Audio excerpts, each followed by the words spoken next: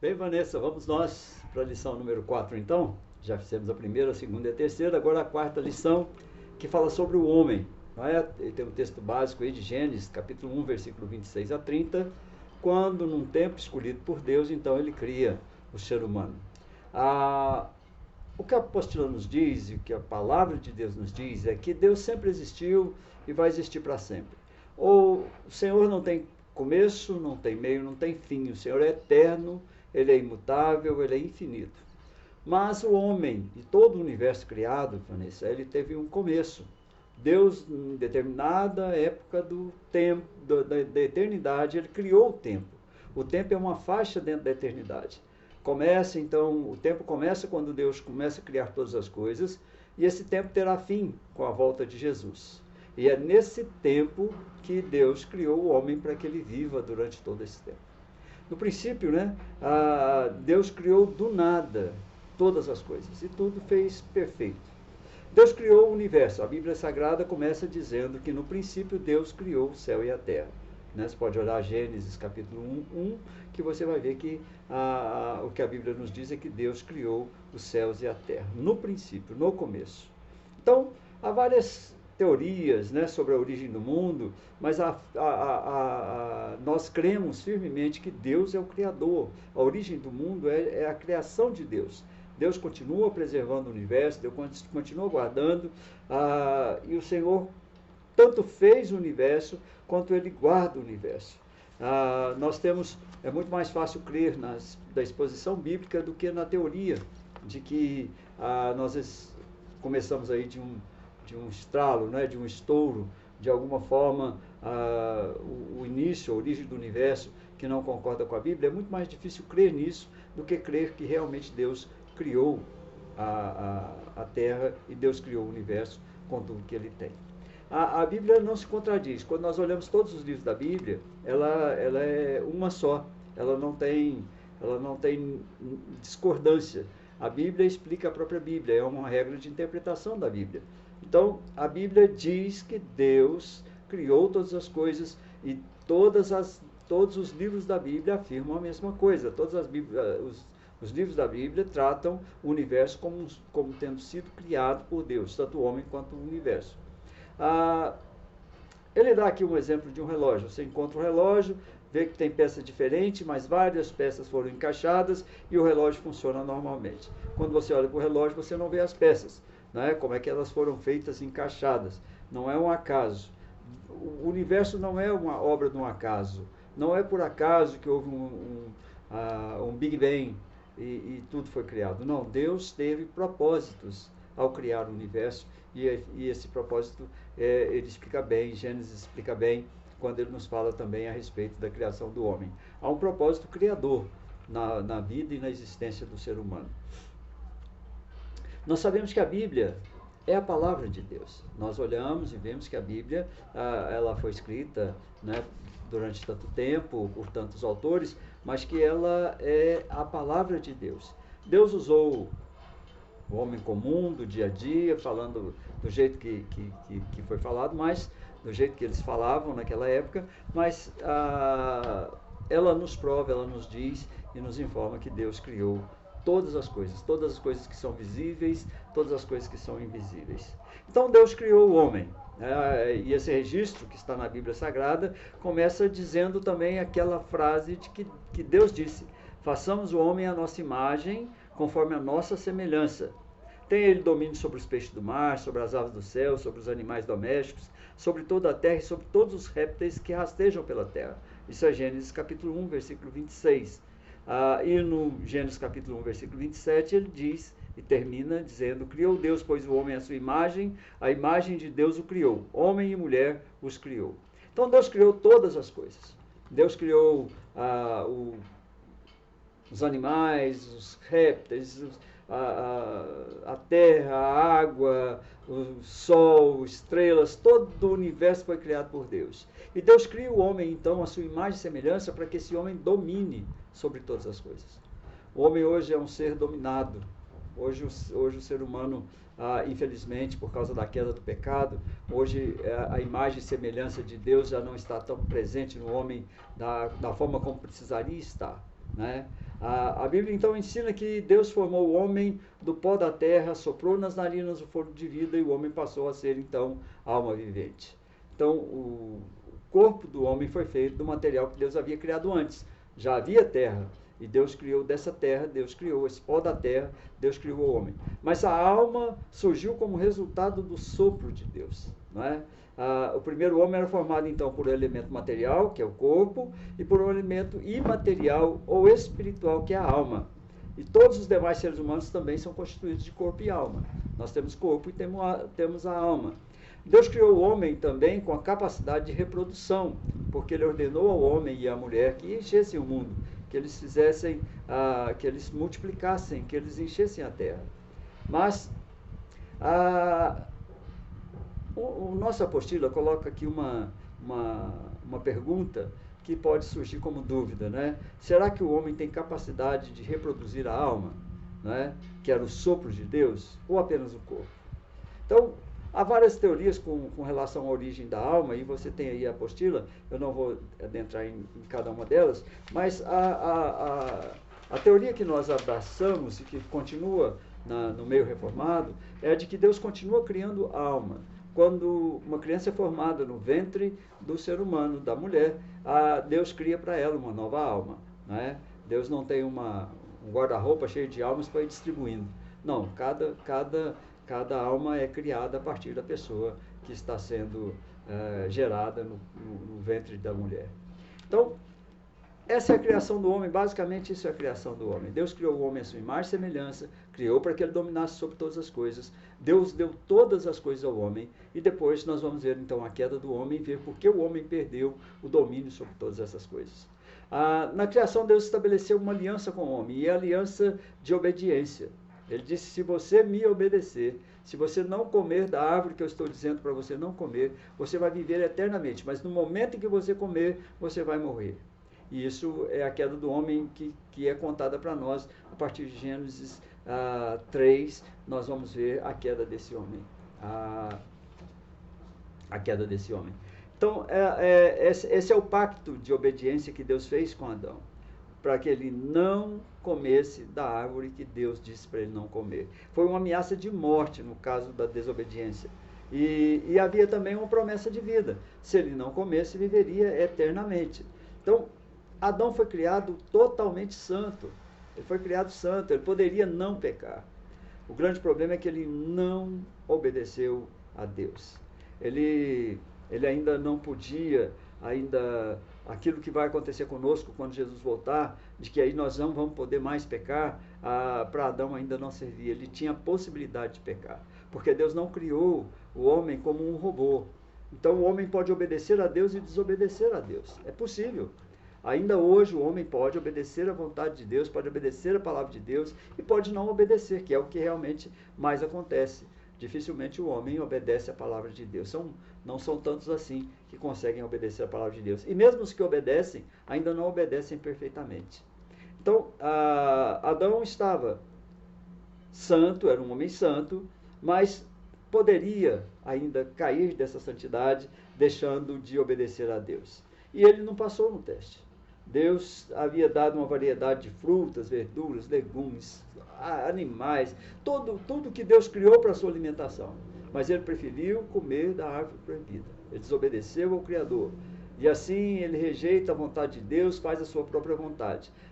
O que acontece é que, na realidade, o homem tentou ser igual a Deus. Ele queria ser igual a Deus. Ele queria conhecer como Deus conhece todas as coisas. E a morte na Bíblia significa basicamente essa separação do homem com Deus. Não é que Adão, ao pecar, caiu morto, não foi isso. Mas ele morreu ao se separar de Deus. Deus se separou dele, Deus expulsou esse homem do paraíso. Então,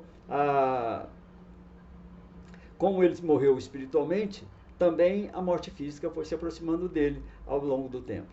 Passou a viver, todo homem passou a viver uma brevidade de vida, um pouco de tempo sobre a face da terra. Ele arrastou para o pecado toda a sua descendência. Nós precisamos entender que Adão era o nosso representante. E quando ele caiu, todo homem caiu. Por isso que a Bíblia nos diz que nós somos pecadores desde o nosso nascimento. estamos no pecado desde o nosso nascimento. A criança, por menor que seja, ela já está em pecado. Ela precisa se converter quando conseguir entender a salvação de Jesus Cristo. Então, todos nós somos pecadores, todos nós nascemos, somos responsáveis pelo nosso próprio pecado, mas somos responsáveis também pelo pecado de Adão, porque ele era o nosso representante e Deus imputou esse pecado a nós. O apóstolo Paulo escreveu que por uma só ofensa veio o juízo sobre todos os homens para condená-los. Ele diz que todos os homens pecaram e carecem da glória de Deus. Todos os homens. Então, nós precisamos entender isso, né? Que a queda do homem é o fator que nos prende, é o fator que nos tira da presença de Deus, é o fator que nos afasta de Deus e que o nosso espírito, o nosso corpo é voltado muito para o pecado. Nós temos a tendência ao pecado. Nós ainda precisamos aprender muito, precisamos caminhar muito para aprendermos a nos afastar do pecado. Mas hoje o nosso corpo, a nossa vida, tudo aquilo que depende de nós tem uma tendência para pecar e para se afastar de Deus.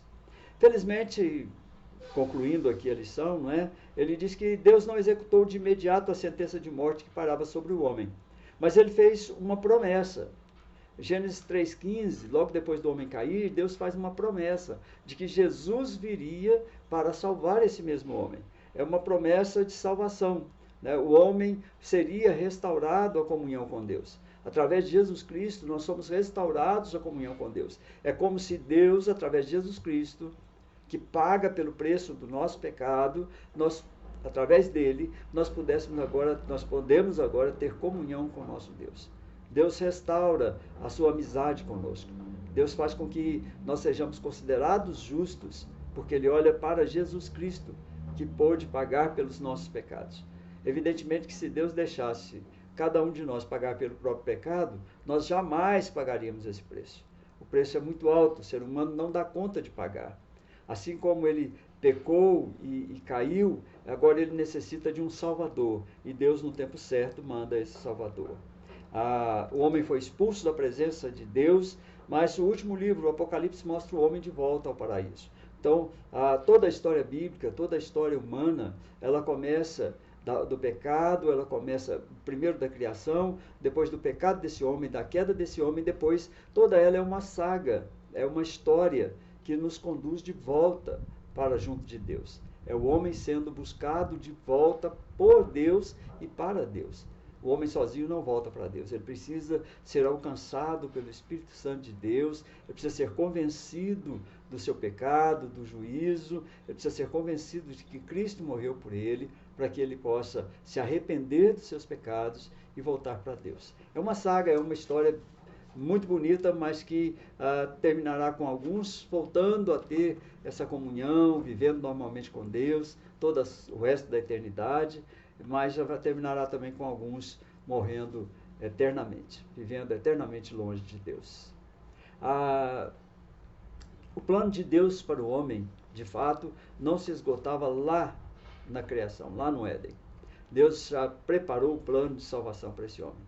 Deus vai habitar com os homens, Deus vai nos abençoar, mas nós teremos que passar pelo fator da nossa conversão, da nossa entrega a Deus, e buscar vivermos o mais santamente possível e viver com a presença de Deus na nossa vida. Então, nessa quarta lição, nós falamos muito rapidamente a respeito desse homem, dessa criação do universo, da criação do homem e da queda do homem. E depois nós vamos ver na lição já número 5, a respeito do plano de salvação, né? A lição número 5 fala sobre o plano de salvação. Você tem o texto básico de Lucas 15, 11 a 32, que é um texto muito bonito, que fala a respeito da conversão do eunuco lá que estava caminhando, que estava andando, e que Filipe vai e o convence e o ensina para que ele volte a Deus. Deus criou o homem à sua imagem, conforme a sua semelhança, homem e mulher os criou. cercou tudo que eles precisavam para uma vida feliz, deu enorme variedade de frutas, legumes, cereais, mais para a sua alimentação, uniu num casamento tão perfeito, identidade tão completa, que eles se tornaram uma só carne. Mas o homem foi reprovado, então, no teste da perfeita obediência. Ele se afastou de Deus, ele escolheu o seu próprio caminho e ele tornou-se, então, pecador. E o que é o pecado e o que é o castigo, então? O que aconteceu? Qual o plano de Deus? Pecado e castigo, nos diz aqui a nossa apostila e nos diz a palavra de Deus, que por causa do pecado de Adão, todas as pessoas nascem pecadoras. Davi disse assim: eu nasci na iniquidade, em pecado me concebeu minha mãe. Esse é o Salmo 51, conhecido como o Salmo de confissão de pecados. Nós herdamos desse primeiro casal a culpa e a corrupção. E nós não conseguimos fazer o bem que nós queremos. Às vezes até somos, em algumas ocasiões somos bons, mas a gente faz o mal, até que a gente detesta, a gente faz o mal. Nosso coração é corrupto, nosso coração é complicado, e às vezes a gente faz o mal que a gente nem queria fazer. Mas o que é então o pecado? O pecado é a falta de conformidade com a lei de Deus, ou seja, pecado é a infração da lei de Deus. Aquilo que Deus diz que nós não deveríamos fazer, se nós fazemos essa transgressão dessa lei, diz que nós pecamos. Se nós analisarmos alguma palavra grega, ele coloca algumas palavras gregas aqui, que eu não vou muito longe com elas. Ele fala sobre hamartia, que significa errar o alvo, paratoma, que significa escorregar ou cair, desviar da verdade e justiça, adiquia, que significa injustiça, parabases, que significa transgressão, o ato de passar além da linha, e anomia, que significa desobediência e desrespeito à lei. Tudo isso é pecado. Então, errar o alvo, escorregar, cair, desviar da verdade, da justiça, praticar a injustiça, cruzar a linha divisória entre o bem e o mal, passar além da linha, desobedecer e desrespeitar a lei de Deus, isso é pecado. Então, o nosso pecado é esse. Às vezes a gente fica pensando que pecado é outra coisa, mas pecado é isso, é errar o alvo da nossa vida. Para que o homem foi criado? O homem foi criado para ser bom. Deus, quando criou o homem e mulher, criou todas as coisas, ao final da criação, no sexto dia, a palavra de Deus diz que Deus olhou e tudo era muito bom. Não havia nada de ruim que Deus tivesse criado. Então, o pecado é exatamente a desobediência, é ultrapassar esse limite de direito, de liberdade, daquilo que nós fazemos, daquilo que desagrada a Deus. Quando nós fazemos algo que desagrada a Deus, o nosso coração sabe que desagradamos a Deus. Mas o homem trata o pecado de forma leviana, né? Mas Deus trata o pecado de forma severa, de forma justa. Essa violação da lei de Deus é um insulto à santidade de Deus. E Deus castiga o pecado, e castiga agora e castiga na vida futura. O castigo natural do pecado, Vanessa, é um castigo que significa uma consequência do princípio de causa e efeito. Se o homem erra, se o homem peca, ele colhe os frutos desse seu pecado. As consequências virão, independente do que ele fizer, virão os frutos desse pecado. Aquilo que ele semeia, ele colhe.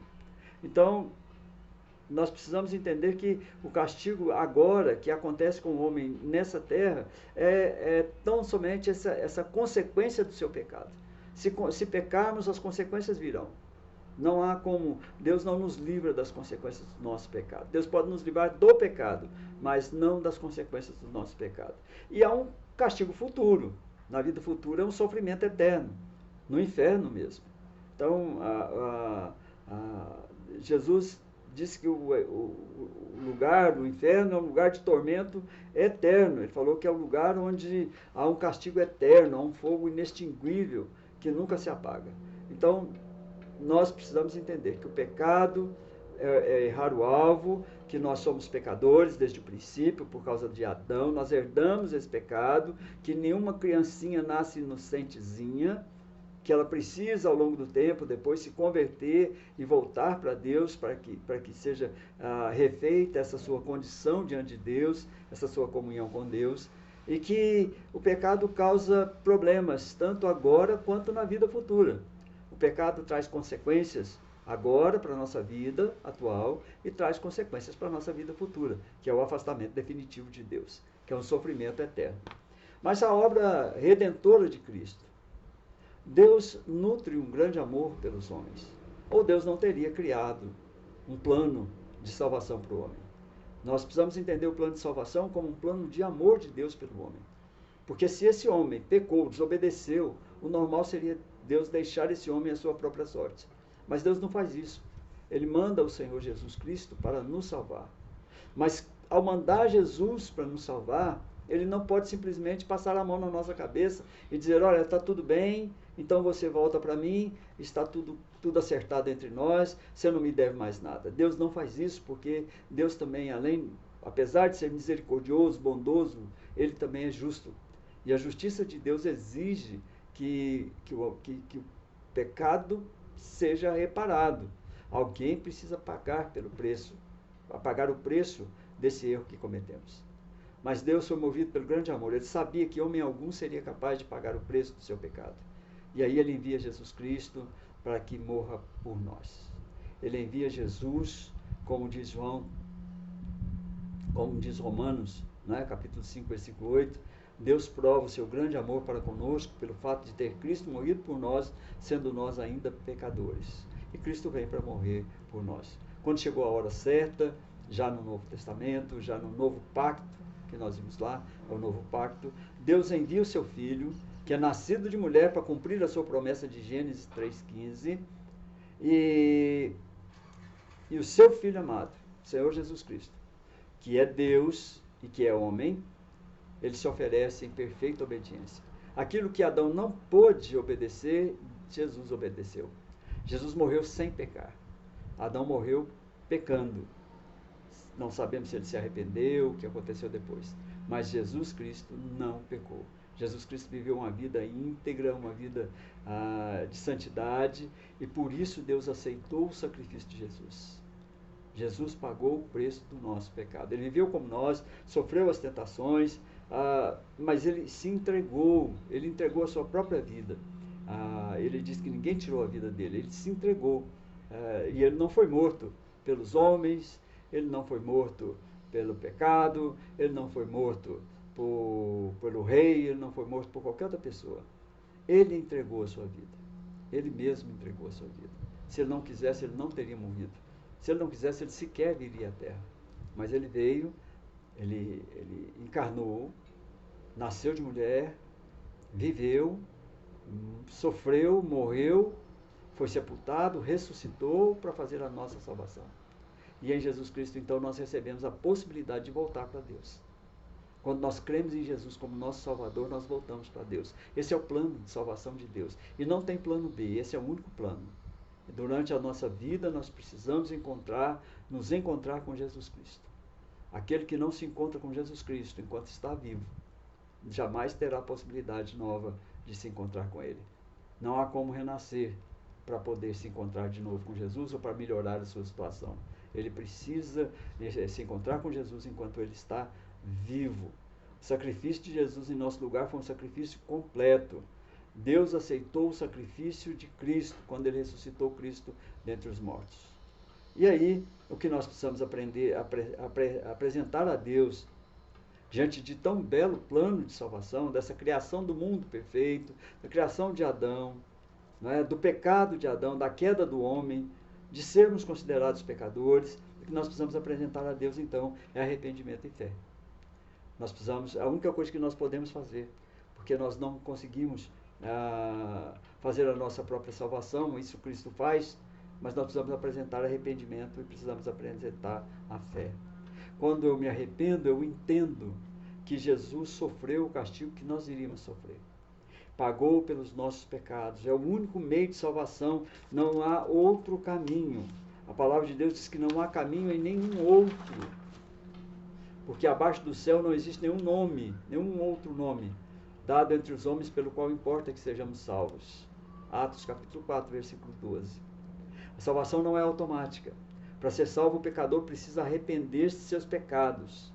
Não é todo homem que vai ser salvo. Deus não salvará todas as pessoas. Deus salvará aqueles que entenderem o sacrifício de Cristo, aqueles que se arrependerem de seus pecados, que crerem em Jesus Cristo como Filho de Deus, Cordeiro de Deus que tira o pecado do mundo. O verdadeiro arrependimento, Vanessa, causa um sentimento de tristeza no nosso coração. Normalmente, quando a gente peca, quando a gente sabe que errou, que não devia ter feito aquilo que fizemos, nós nos entristecemos. Nosso coração ele já é levado a se entristecer quando a pessoa tem os sentimentos normais. Evidentemente, tem pessoas que não sentem nem sequer qualquer culpa por qualquer pecado. Até existem pessoas que dizem que não há pecado nenhum, que não existe pecado. Mas quando nós somos pessoas normais, pessoas que sentem, nós nos arrependemos. Nós sentimos a tristeza, esse sentimento de tristeza, quando cometemos algum erro contra alguém, contra nós mesmos, contra a nossa família. E aí a gente precisa mudar de vida, né? Aquele que está arrependido precisa, e aí ele tem a possibilidade, a oportunidade de voltar a uma vida em que, se ele tiver a oportunidade de pecar, ele não peca mais. Porque o arrependimento é um pecado, o arrependimento, desculpe, é a possibilidade, é o sentimento de que, se voltar a aparecer a oportunidade para me pecar da mesma forma, eu não vou fazer. É interessante isso, porque às vezes a gente comete o mesmo erro, o mesmo pecado, e a gente não deveria fazer isso. Quando nós dizemos a Deus que nós nos arrependemos do pecado, nós estamos dizendo a Ele que aquele tipo de pecado a gente não vai cometer mais. É um arrependimento verdadeiro. Quando nós nos arrependemos, nós deixamos aquele tempo de ignorância, a nossa velha vida. Ele conta aqui a história do filho pródigo, né, que antes de voltar ao normal, ele teve que deixar aquela velha vida que ele viveu.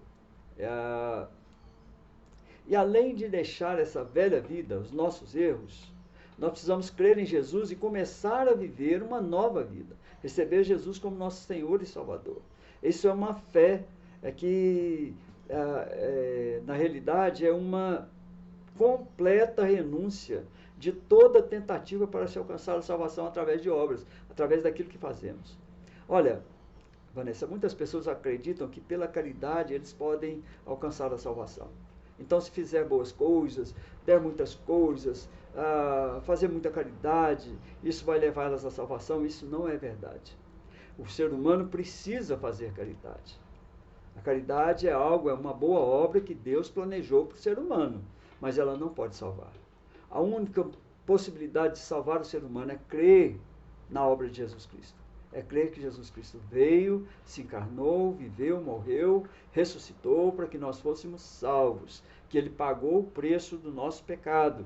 E pelo arrependimento a gente se desvincula daquela maldade própria do nosso coração. Embora nós nos arrependamos, nós ainda vamos continuar pecadores. A palavra de Deus nos diz que nós só vamos parar mesmo de pecar quando Jesus voltar, quando todas as coisas acabarem. E é verdade, nós continuamos sendo tendenciosos para o pecado. O que eu preciso aprender na minha vida, já de crente, de pessoa que crê em Jesus, que quer viver uma nova vida com Jesus, é que eu não posso pecar sempre da mesma forma. O pecado tem que ser um acidente na minha vida, não uma prática. Eu não posso viver praticando o pecado. Quem vive praticando o pecado nunca se arrependeu. Então nós precisamos desse arrependimento, precisamos dessa fé de ser fiel ao Senhor, de buscar a presença de Deus, de orar, de ler a palavra de Deus, nunca desanimar disso. Então, olha, ele faz uma conclusão dizendo assim: quem se arrepende de seus pecados e crê em Jesus Cristo como Salvador e Senhor, tem a vida eterna. Jesus garantiu: em verdade vos digo, quem ouve a minha palavra e crê naquele que me enviou tem a vida eterna, não entra em juízo, mas passou da morte para a vida. Jesus diz que quem tem a vida eterna, quem crê em Jesus tem a vida eterna. Quem ouve a palavra e crê naquele que enviou a Jesus tem a vida eterna. Não é que você terá a vida eterna. A partir de agora, a partir do momento em que você crê em Jesus Cristo, você precisa crer e ter a certeza de que terá a vida eterna. Você viverá. Quando Jesus voltar, o seu corpo, que vai se desmanchar aqui na terra, vai se unir à sua alma, que já está com Jesus, e você irá integralmente para Jesus. Você terá a vida eterna e ela já é presente agora na sua vida.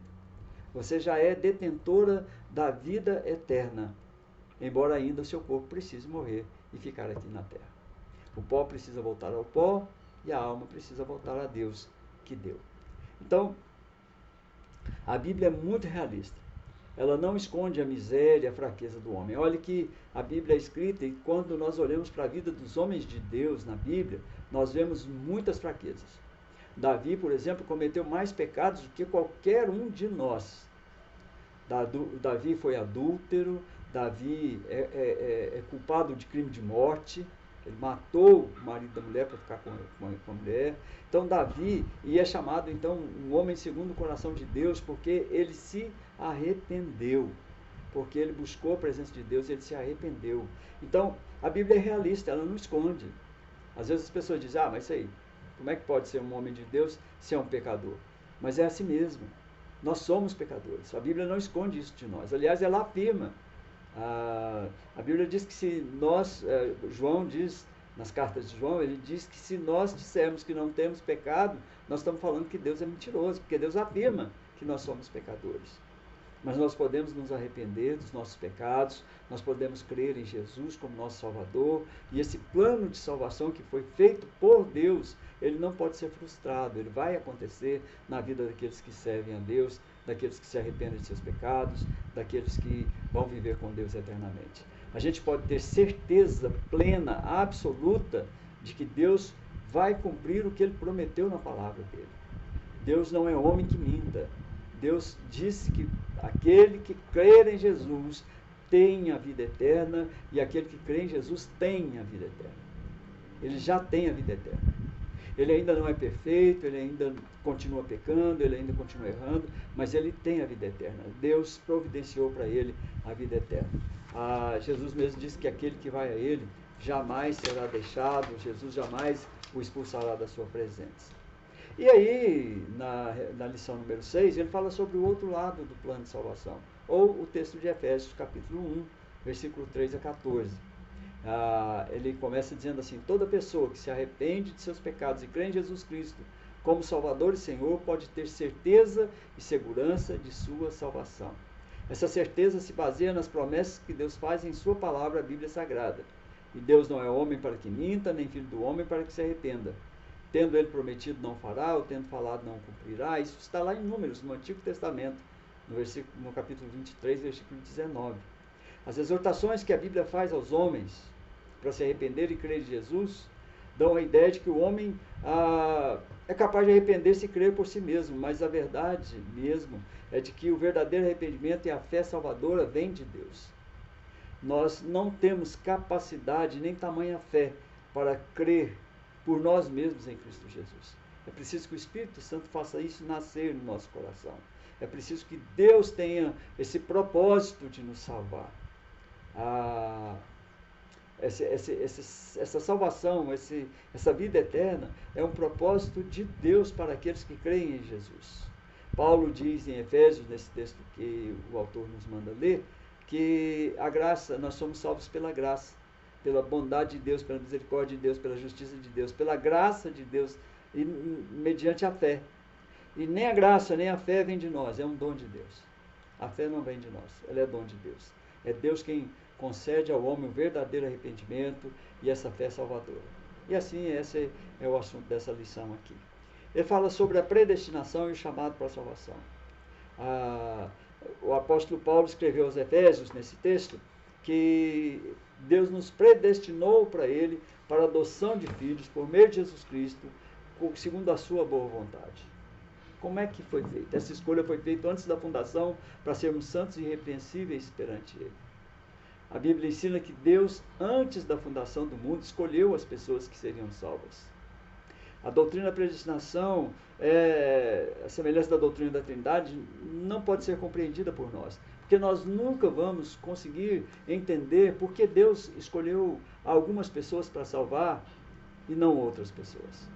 E o que as pessoas às vezes colocam, rejeitam essa doutrina da predestinação, porque eles acreditam que, se acreditarem dessa forma, estarão colocando Deus como injusto, porque Deus vai deixar alguns morrer no inferno. Vai salvar alguns, não vai salvar os outros. Mas o que nós precisamos entender é que todos são pecadores. Todos merecem a morte.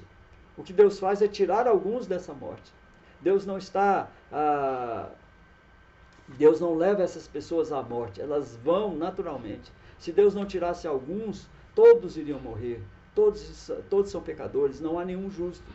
Então o que Deus faz, na realidade, é ter alguns, tirar alguns, sobre os quais Ele estende a salvação, sobre os quais Ele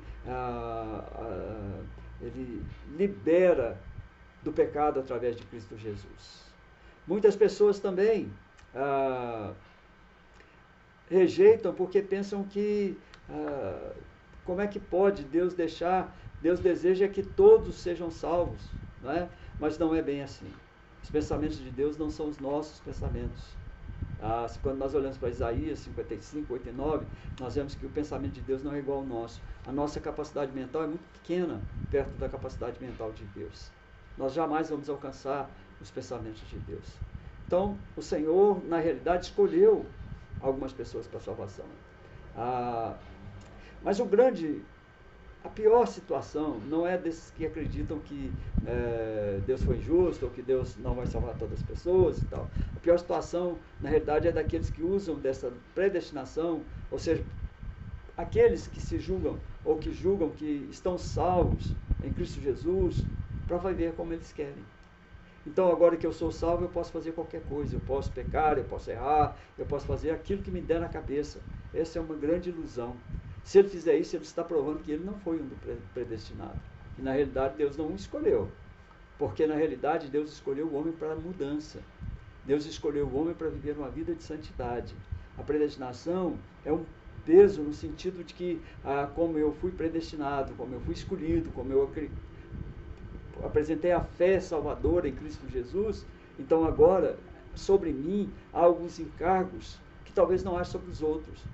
O encargo de cumprir o plano de Deus para a minha vida, que é um plano de integridade, de salvação, um plano de responsabilidade, de viver agora querendo sair a todo custo do pecado, não entregando a minha vida para o pecado como eu fazia antigamente.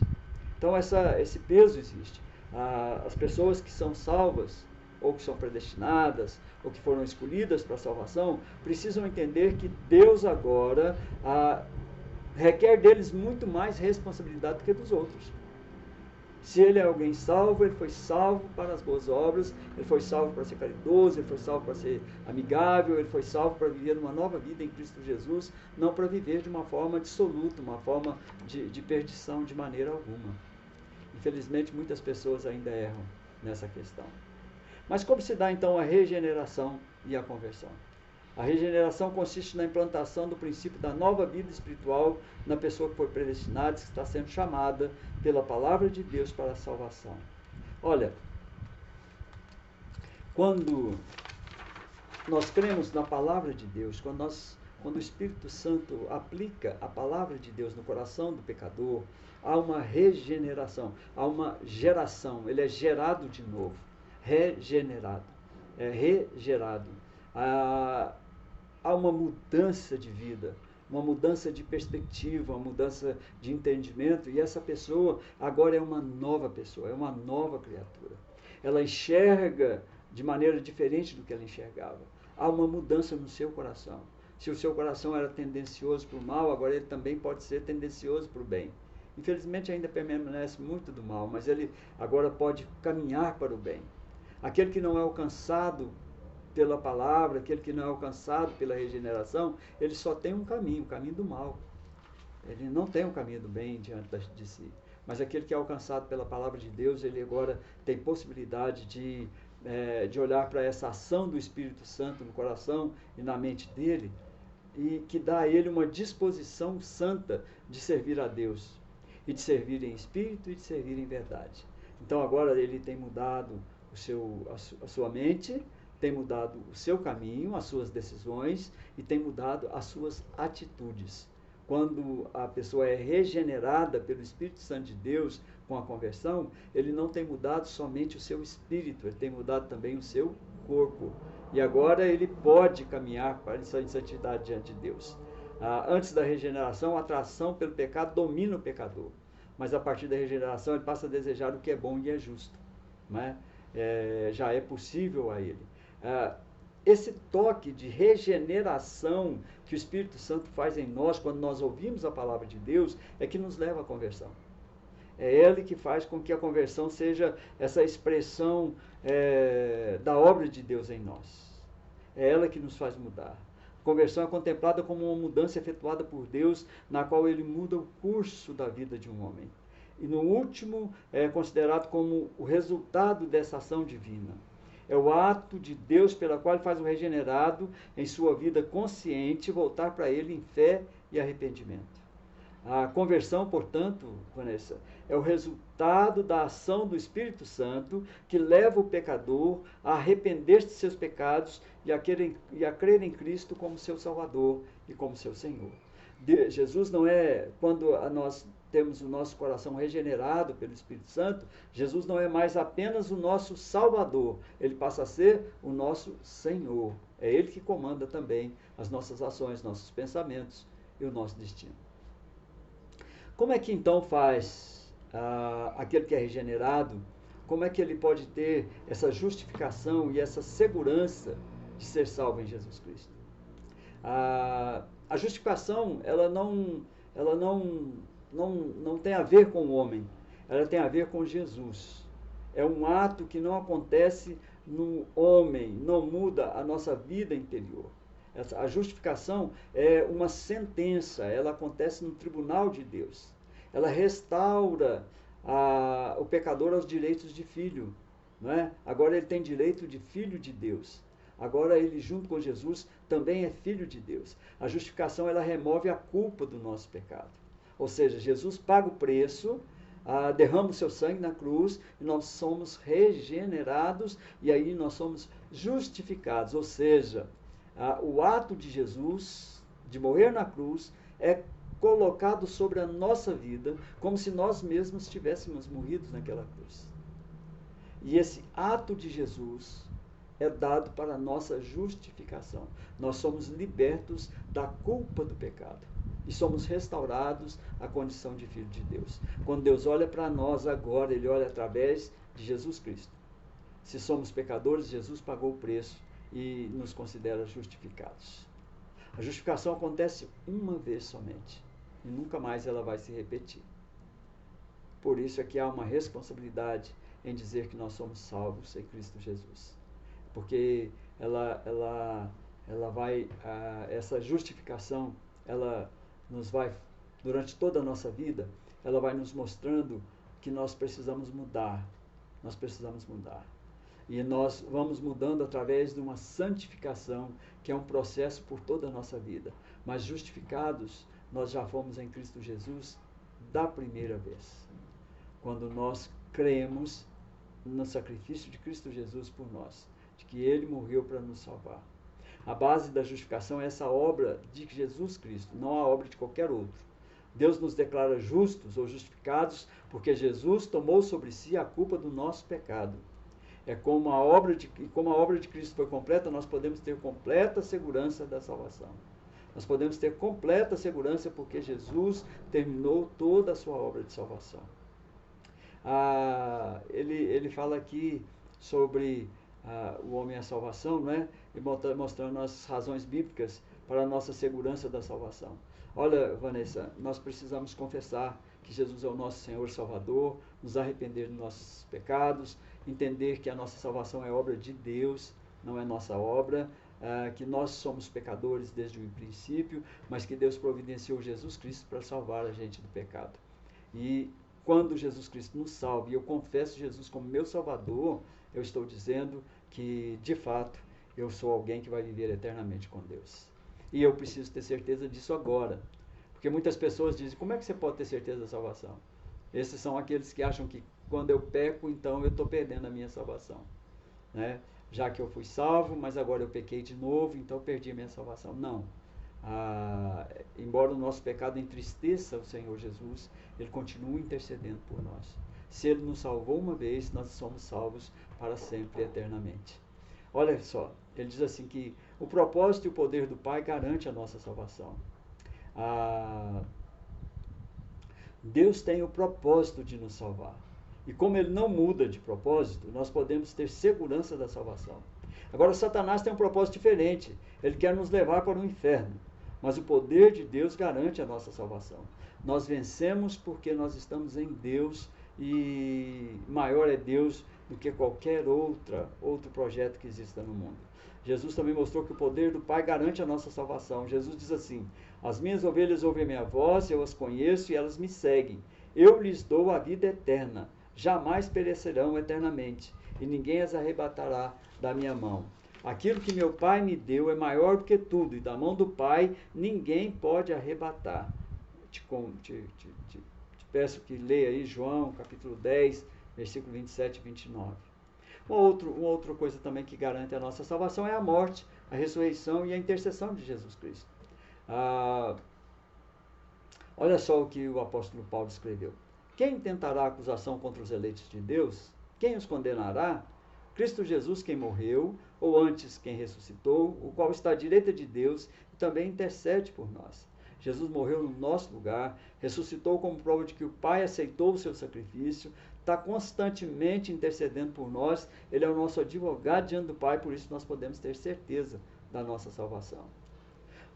O penhor do Espírito Santo, o selo e o penhor do Espírito Santo. Olha, depois que nós ouvimos a palavra da verdade, diz Efésios capítulo 1, versículo 13 e 14, que depois que nós ouvimos a palavra da verdade, nós fomos selados com o Espírito Santo.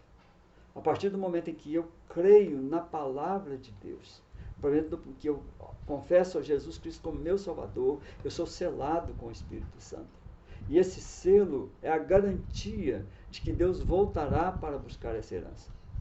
Ele é o penhor da nossa herança. É como se eu fosse a Caixa Econômica Federal, penhorasse lá um anel ou uma aliança, e eles me dão um papelzinho que é a garantia para mim voltar e buscar aquele anel e aliança. O Espírito Santo é a garantia de que nós fomos selados. Não há possibilidade de ninguém tirar esse selo de nós. O Espírito Santo nos habita desde a nossa conversão. E Jesus voltará para buscar aqueles que estão selados com o Espírito Santo. Essa é a garantia da nossa salvação. Não precisamos ter medo, jamais perderemos a nossa salvação. E ele conclui dizendo que a nossa salvação depende da graça divina e não dos esforços humanos. E é verdade. Nós dependemos da graça de Deus. Somos salvos mediante a graça. Isso não vem de nós. Mediante a fé. Somos salvos pela graça mediante a fé. Isso não vem de nós. Se dependesse de nós, não poderíamos ter segurança da salvação, porque nós somos fracos, somos imperfeitos, somos instáveis e nós continuamos pecando. Infelizmente, mesmo salvos, nós continuamos errando na nossa caminhada. Continuamos, às vezes, desobedecendo a Deus. Mas precisamos ter humildade de confessar os nossos pecados e obter de Deus o perdão pelos nossos pecados. Porque Deus nos perdoa quando nós confessamos de coração os nossos pecados a Deus. Mas a nossa salvação depende só da graça de Deus. Quando o próprio Deus é guardião da nossa alma, nós podemos ficar tranquilos, com certeza de que estamos de fato seguros, sem o mínimo resquício de dúvida. 1 Pedro 2,9 diz assim: vós, porém, sois raça eleita, sacerdócio real, nação santa, povo de propriedade exclusiva de Deus, a fim de proclamar as virtudes daquele que vos chamou das trevas para a sua maravilhosa luz. Deus nos escolheu, Deus nos chamou, Deus nos regenerou, Deus nos converteu e Deus nos justificou para sermos o seu povo. A escolha Ele fez antes da fundação do mundo. O chamado antes da fundação do mundo. A regeneração na morte de Jesus Cristo. Ele nos converteu, Ele nos justificou e tudo isso Ele fez antes que todas as coisas fossem criadas. Esse plano de salvação foi feito antes que o homem pecasse lá no juízo. Foi um plano de salvação eterno, vem da eternidade, não está no tempo.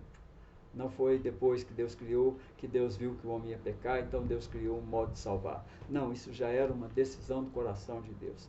Deus sabia que o homem ia pecar, Deus sabia que nós seríamos pecadores, Deus sabia que precisaria mandar o seu filho para que pudesse nos salvar. Sabia que a gente ia ser desobediente e sabia que só em Jesus Cristo nós podemos ter salvação.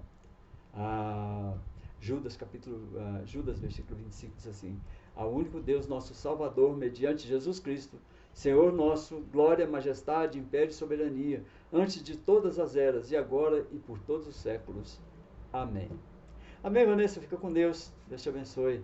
Depois voltamos com mais alguns resumos das lições. Estou fazendo com você apenas alguns resumos, porque você já estudou a apostila, e aí nós vamos só acompanhando e você vai tirando as dúvidas comigo, se houver mais alguma. Um abraço, fica com Deus. Deus te abençoe.